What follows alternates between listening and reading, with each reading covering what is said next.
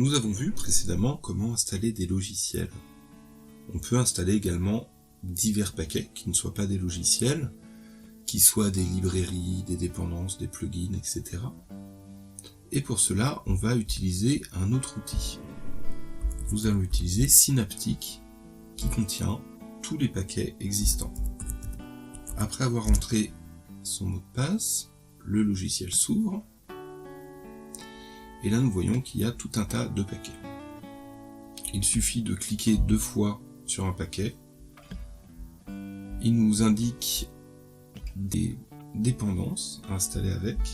Et une fois qu'on a sélectionné, on pourra cliquer sur appliquer et cela s'installera. Je vais faire un petit tour d'horizon de certains paquets qui ne sont pas forcément installés par défaut et qui, à mon avis, sont bien pratiques.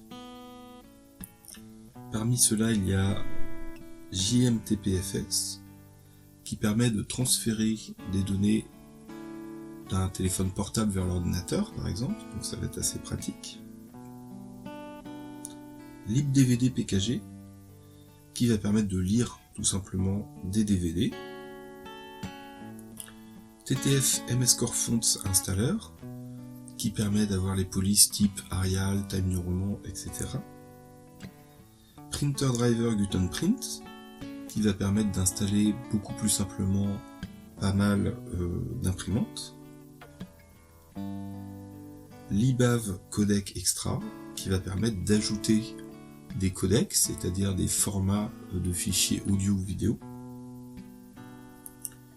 Xubuntu Restricted Add-ons qui va rajouter les petites fonctionnalités propriétaires que l'on a sur Xubuntu, car en l'occurrence ici mon système est un Xubuntu, et Ubuntu Restricted Extra, donc qui va faire de même rajouter des petites fonctionnalités.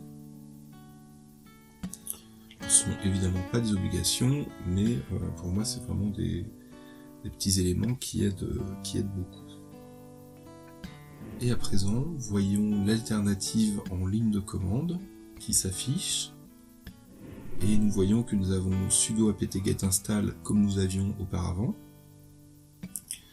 -y signifie, le y c'est pour yes, qui veut dire chaque fois qu'une question sera posée, la réponse sera oui, du type êtes-vous sûr, etc.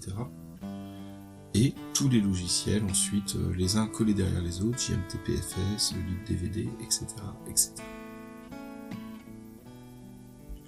On appuie sur Entrée.